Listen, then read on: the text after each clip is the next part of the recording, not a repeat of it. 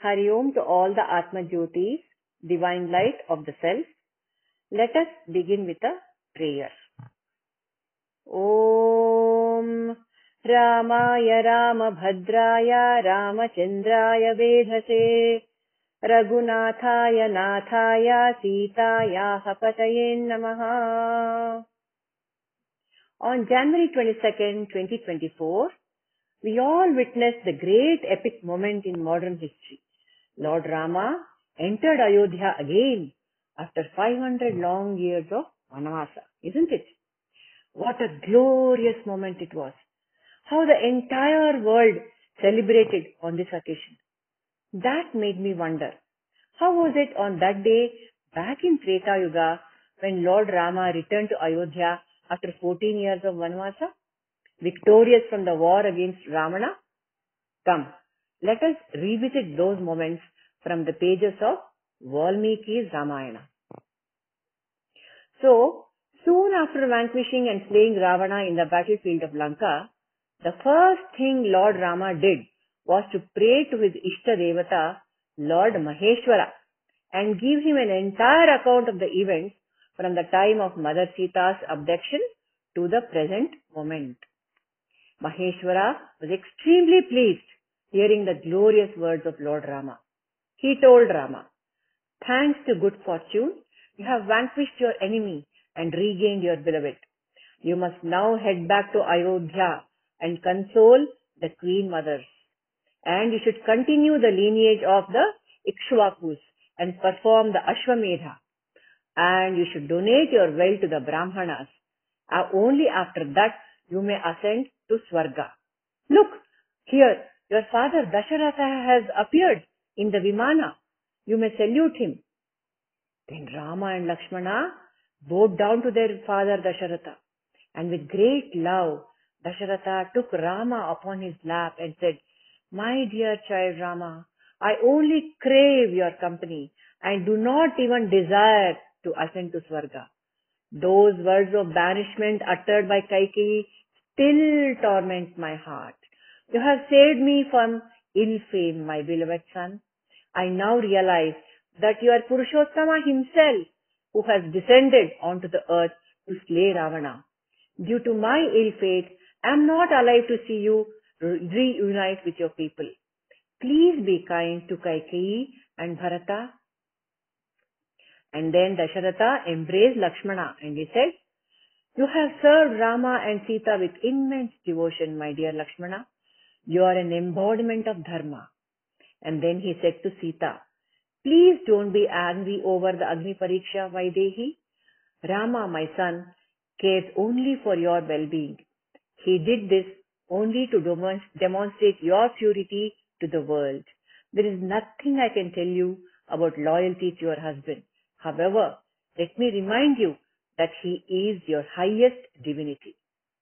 And then Indra appeared before them, and Rama requested Indra to bring back to life all the Vanaras who had died in the battle, and also to cure the other Vanaras of their wounds. Indra did so, and he promised Rama that there would be no dearth of food for the Vanaras in the forest. And that night, Rama camped with his army outside the city of Lanka. The next morning, Vibhishana came to offer water for Rama's bath. And then Rama insisted that they all hurry back to Ayodhya fast. Vibhishana offered the Pushpaka Vimana to Rama for his return journey. And the Vimana was covered with gold and had innumerable golden mansions. It was adorned with white banners and flags and jingling bells. It was so beautiful because it was created by Vishwakarma. And the whole Pushpaka Vimana resembled the Mount Meru. Then Rama advised Vibhishana, "You must reward the Vanaras with gems, ornaments and other valuables. These beings which dwell in the forest cast off their fear of death and fought valiantly in the battle. I am suggesting this to you, Vibhishana, so that the Vanaras may realize that you know both how to acquire and dispense wealth. They will recognize you as compassionate and illustrious. So Vibhishana acted as per the advice of Rama. Then Rama mounted the Pushpaka Vimana and took the loving, shy Sita on his lap. Lakshmana got into the flying palace with a bow in his hand, and with great excitement, Vibhishana, Sugriva and the other Vanaras also expressed their desire to see the Rajyabhisheka of Rama in Ayodhya.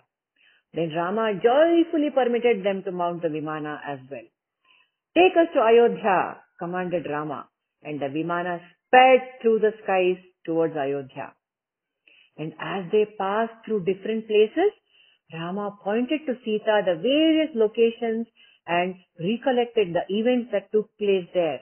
He said, Look at Lanka. It is situated on Mount Trikuta. And here is the battlefield which is covered with flesh and blood. See, it is here that I slew Ravana. And then here is where Lakshmana vanquished Indrajit. And there you can see the ocean and the bridge designed by Nala. Here comes Kishkinda, Sugriva's charming city. And here I killed Vali. See, that's the lake Pampa, where I deeply lamented for you, O Sita. On its banks I met Shabari, and I killed Kavandha. And there, Sita, is Janasthana. That is where Jatayu fought Ravana for your sake. Look. There lies the ashrama of Agastya. And here comes the dwelling of Atri. This is Chitrakuta mountain, where my dear brother Bharata came to request me to return. And over there is Bharadwaja's ashrama. Look there. That is Ayodhya. He's finally back. You must pay your respects to Ayodhya, Sita. And then Rama reached the ashrama of sage Bharadwaja. That was on the 5th day after completion of his 14 years of vanavasa. The sage told him, Bharata awaits you, my dear Rama. He has placed your Paduka on the throne. His eyes are always wet with tears, and he wears matted locks. I have learnt all about your joys and sorrows and valorous deeds, Rama. You may stay here today and accept my hospitality, and then you may return to Ayodhya tomorrow. So Rama accepted the sage's offer, and, wonder of wonders, the barren trees in Bharadwaja's ashrama were filled with true fruits and flowers in an instant. As he headed back to Ayodhya, Rama instructed Hanuman, hasten to the city of Ayodhya and check if all is well in the king's palace. Inform Guha, the king of Shungavera, that all is well with me. He will lead you to the way to Ayodhya and tell you about Bharata's activities. You must inform Bharata that I am safe and have returned with my wife and Lakshmana. Tell him about the slaying of Vali and Ravana and our meeting with our father Dasharatha. And tell him, Hanuman, that having vanquished his enemies and achieved his purpose, Rama has returned with his allies. And then, whatever expression Bharata assumes upon hearing this news, you must report to me in detail. You must observe and you must get to know the intention of Bharata through the color of his face, his glance and his manner of speaking. Because, Hanuman, it is very difficult for anyone not to be attracted by the riches of an ancestral kingdom, isn't it? So, if Bharata has gotten accustomed to being the king and has a desire for kingship, let him continue to rule the kingdom. No problem. Once you have determined his state of mind, return to me quickly. This is what Rama told Hanuman. And so Hanuman met Guha, and with his guidance, he reached Nandigrama. It was a little distance away from Ayodhya. There Hanuman saw Bharata, who was living in an ashrama. He looked very dejected and he was so thin, and he was clad in bark of a tree, clothes made of bark of a tree, and he was wearing deer skin also, and he lived on fruits and roots, and he had placed Rama's Paduka on the throne and was taking care of the kingdom. He protected the earth and the people of all the four Varnas, and he was in the company of pure-hearted ministers, Purohitas, army chiefs, and everyone were clothed in saffron robes. No citizen wanted to abandon Bharata because he was a very dharmic ruler. Hanuman spoke to Bharata with his hands joined in reverence. Then he reported everything to Rama. He reported everything that Rama had asked him to report. Upon hearing that his elder brother was coming back, Bharata fell onto the ground with great delight and almost fainted with joy. And with tears of joy, Bharata embraced Hanuman and promised him innumerable gifts. He said, "Whether you are a deva or a human, I'll give you 100,000 cows and 100 prosperous villages." It seems to me that the proverb, "Joy surely comes to a man even if he has to wait 100 years." This proverb is true, Hanuman. When and how did Rama develop your friendship with you and of the Vanaras? And so Hanuman narrated to Bharata all the events that had taken place while Rama, Lakshmana and Sita were in the forest. Bharata was extremely pleased to hear Hanuman's words, and then he instructed Shatrughna, "Let pious men worship divinities in temples and shrines with fragrant garlands and musical instruments. Let the king's wives, ministers, soldiers and all the armies go to see Rama." And so Shatrughna commanded his men to level the road from Nandigrama to Ayodhya and to strew the path with grains and flowers. And then Shatrughna asked them to beautify the streets and houses of Ayodhya. Then soldiers went forth swiftly in their chariots along with thousands of elephants, and Dasharatha's wives, led by Kaushalya and Sumitra and Kaikeyi, followed and mounted in carriages. The entire city appeared to go forth to Nandigrama. Bharata set forth to meet Rama. He was surrounded by Brahmanas, leaders of society and merchants. Then he carried his brother's padukas on his head, and he held a white chhatra decked with white garlands. Then he also held 2 chamaras in his hands. Though emaciated with fasting, Bharata was filled with joy upon hearing his brother's return. He couldn't wait to see Rama. He looked and strained his eyes to get a sight of his beloved Rama. He said to Hanuman anxiously, "I hope you are not fooling me. I hope you didn't trick me. You are a Vanara. I can't see Rama yet." Then Hanuman explained to Bharata that Rama had halted for a day to receive the hospitality of Seth Bharadwaja and told him that he would arrive any moment in the Pushpaka Vimana. Even as he was saying so, the citizens of Ayodhya shouted in joy. They had spotted Rama in his Pushpaka Vimana. Bharata uttered words of praise for Rama, and the older brother invited him onto the Vimana. Then Rama placed Bharata on his lap and embraced him, for he had not seen him in a long time. Bharata greeted Lakshmana and respectfully saluted Vaidehi. Then he embraced Sugriva and Angada and all the other Vanaras who had taken human forms, and he thanked Vibhishana for his help. Shatrughna also offered his salutations to everyone. Then Rama approached his mother Kaushalya, who was grieving. He clasped her feet and soothed her heart. He saluted Sumitra and Kaikeyi and the other queens as well as the Purohitas. The people of Ayodhya, with their hands joined in reverence, welcomed him. Bharata placed the paduka at Rama's feet and said, "Here is your well-guarded kingdom, O king. Today I have accomplished the purpose of my birth, and my most cherished wish is fulfilled. You may please inspect the treasury, the granary, the city and the army." The Rakshasas and Vanaras and all the citizens of Ayodhya shed tears of joy looking at Bharata speaking in this fashion. And then Rama, with Bharata on his lap, flew to Bharata's ashrama.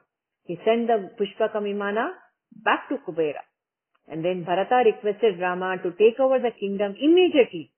And Rama agreed very gracefully. Then what do you think happened next? Rama needed a haircut very badly. And so, upon Shatrughna's command, skillful barbers came and attended to Rama. Following this, Rama gave up his matted locks and he had a bath. Then he wore colorful garlands and ornaments and dressed in brilliant clothes. And then Rama mounted a splendid chariot that was driven by Bharata. And Shatrughna held a chatra over him, and Lakshmana fanned the chamara, and Sugriva and Vibhishna held the yajanas.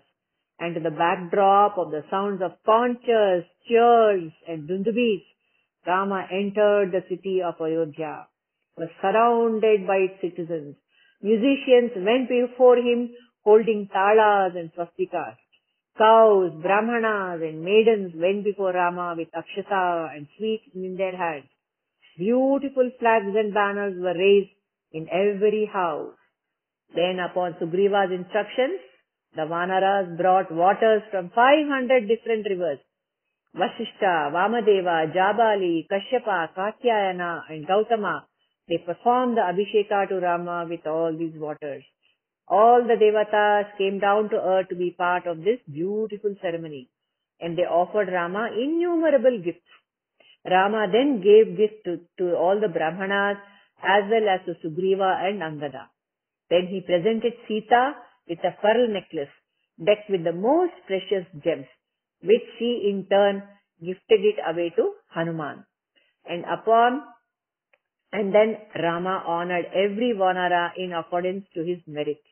He then requested Lakshmana to rule the kingdom with him, but Lakshmana humbly disagreed. And so Rama consecrated Bharata as the Yuvaraja. After obtaining his vast kingdom, Rama ruled for 10,000 years, performed many yajnas, including the Paundarika, Ashwamedha and Vajapeya. When Rama ruled, no widows mourned, and there was no threat of diseases. The kingdom was free of thieves and everyone was devoted to dharma. No occasion arose where the elderly had to perform funeral rites to their children. That means everything was going on as per dharma. People did not harm one another. There were timely rains and the breeze was cool always. Trees and plants were richly filled with fruits and flowers. Everyone was honest and everyone performed their duties to the best of their capabilities. Now that our beloved Rama has returned to Ayodhya and is in our midst again as the Archi Avatara, meaning a deity which is worshipped in a proper ritualistic manner as per Agama Shastra, we can be sure that Rama Rajya will be re-established in Bharata and the entire world in the coming years. Jai Shri Ram!